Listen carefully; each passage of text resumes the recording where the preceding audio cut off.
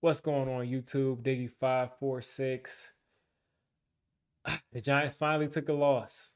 The Giants finally took a loss. Of course, it's to the Cowboys. Of course, it's to the game that we would have rather won. I'm sure most Giants fans would tell you that we would give up the Titans win or even give up the Panthers win. Preferably the Titans win because they're an AFC team, but we would have given up one of those two wins to beat the Cowboys, even with their backup quarterback, even with Michael Gallup missing. It was just,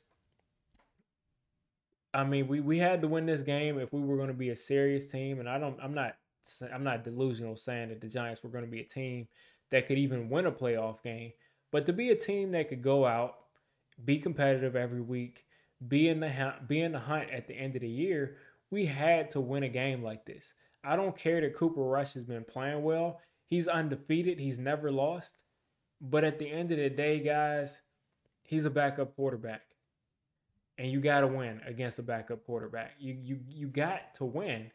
The dude is a backup quarterback. And we went out there. We allowed Cooper Rush to be comfortable the entirety of the game. Let me pull up Cooper Rush's stats right here as I'm taking a look. Cooper Rush completed 21 to 31, 215, a touchdown, a 98 quarterback rating. The touchdown was clutch. Clutch corner to end zone throw that I haven't seen our quarterback make one time in his career. Just the throw I wish he had in his game. Tony Pollard, 105 yards. Zeke, 73 yards. We allowed 176 yards rushing and a touchdown. I mean, look at time of possession here. Usually, our defense, the past couple of years, if they've played badly, usually our defense, they've been out of breath. They've been tired. We could say our offense can't sustain drives. That's why the defense couldn't do this. They won time possession by 5 minutes, and that didn't really happen until the end of the game. It didn't really happen until the end of the game. We were winning time possession for a lot of the game. So Cooper Rush was comfortable. Cooper Rush had guys running open the entirety of the game, and he took advantage of it. Took advantage of it. Dory Jackson did not have a good game today. He didn't have a horrible game, but he didn't have a good game. Our defense gave up 23 points, but even though they gave up that 23 and it's not 30 points, they gave up that 23 points at all the worst times that they could have given those points up. It's just more of the same of what we've seen the last couple of years. Not one sack. I'm live streaming right now. It's literally not one sack. Not one sack was. We didn't get one sack. What is this? I think this might be the second time in 3 weeks we didn't get a sack with Wink Martindale here. We affected probably about two or three throws of Cooper Rush, but we didn't get one sack. Kayvon Thibodeau back, Azeez Ojulari back. I'm excited to look at the film for Kayvon Thibodeau, but from what I watched just on the broadcast, I could not see anything special about Kayvon Thibodeau. And this isn't me just saying like, oh, Kayvon Thibodeau is going to be a bust. But one thing I will say is he didn't look special. And when I say he didn't look special, I don't mean he didn't get sacks or he didn't hit the quarterback a bunch. It's just his movement out there didn't look special. He looked like the tackle looked like he was really able to stay with him the entire time. And this is something I saw before he got hurt.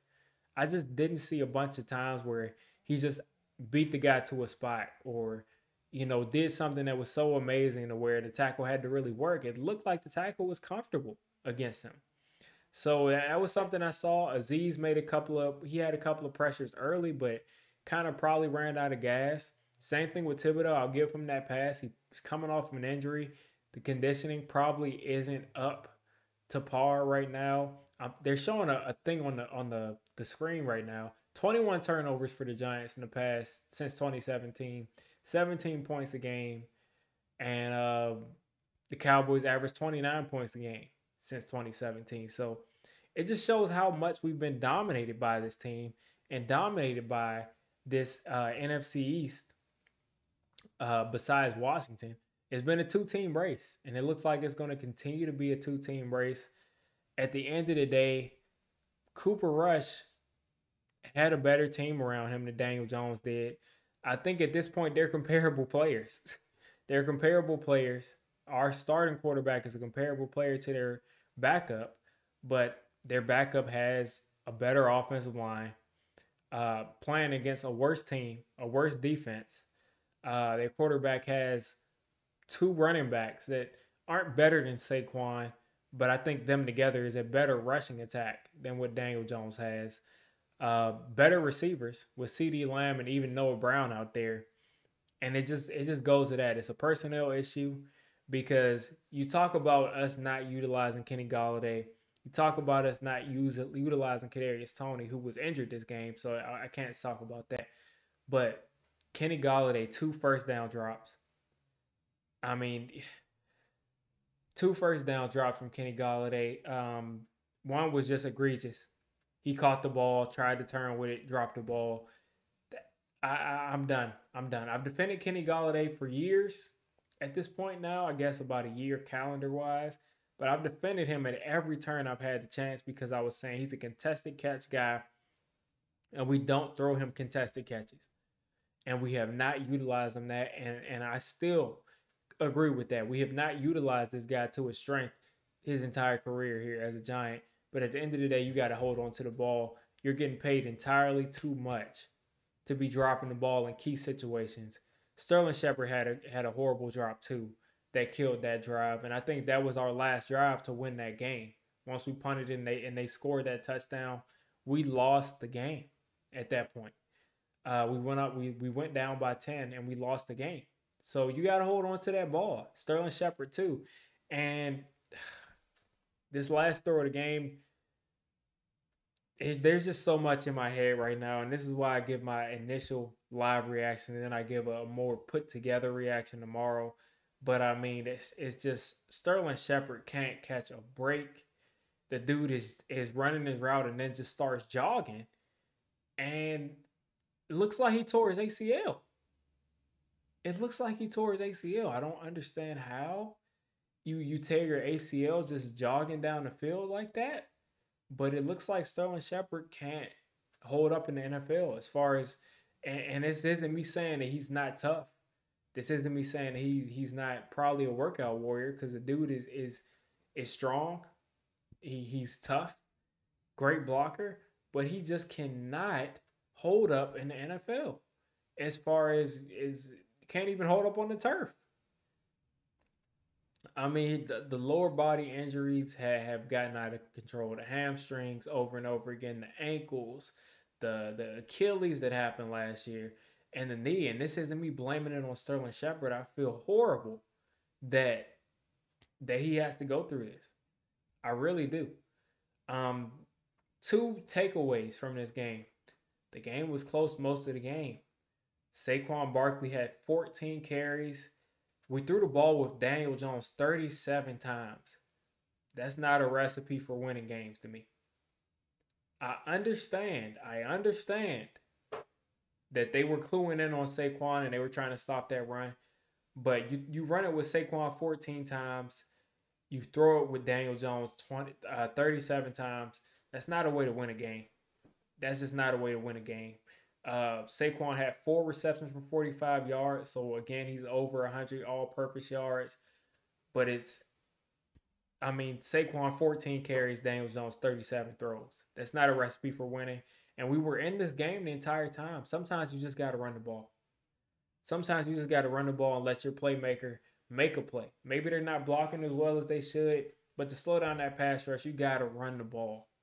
Because when Daniel Jones is running these play action bootlegs and these guys are getting 5-6 yards off of these throws, it's just not getting it done. I mean, Cooper Rush should not be outperforming a starting quarterback. He should not be outperforming a starting quarterback. So David Sills, last play of the game for the Giants, David Sills slips on the route, and it just shows it. Like, first off, David Sills should not be playing. David Sills should not be playing. He should not be playing. He should not be on an NFL roster playing. He's been on our practice squad the past 3 years. The Giants have averaged 17 points. What is that? Excuse that noise that just popped up on ESPN.com. But the Giants have literally not averaged 20 points a game for the past 2 or 3 years. And we're literally talking about the Giants. We're literally talking about a guy who was on that practice squad starting for us. So we're not going to be able to do much on offense this year. Daniel Jones, I don't think is that good of a quarterback, but he had no shot. Micah Parsons didn't get a sack, but he was all over the place. He was collapsing the entire offensive line. DeMarcus Lawrence got 3 sacks. I'm pretty much in a half, I'm pretty sure. Daniel Jones had no shot. Good quarterbacks would have had no shot at throwing the ball behind this offensive line. So Daniel Jones, what do you expect from him at this point? So it is what it is. We got a bad team coming up next week. Hopefully we can get that win. Just because getting wins feels good. Hopefully we can get that win. If not, it is what it is. We got Packers and the Ravens coming up after that. But hopefully this coaching, where we got Daniel Jones, all these easy completions, can apply to a better quarterback down the road. And these games, these kinds of games where we can't put up 20 points can be a thing of the past, because it's sickening to watch this crap every week. This offense continue to be inept. This offensive line continue not to block, and having to keep watching this over and over again. So the Giants lose their first game of the year, 2-1. I appreciated those first 2 weeks of winning. Loved it. This was a game that I thought we had the potential to win, and I think we could have won, but we didn't.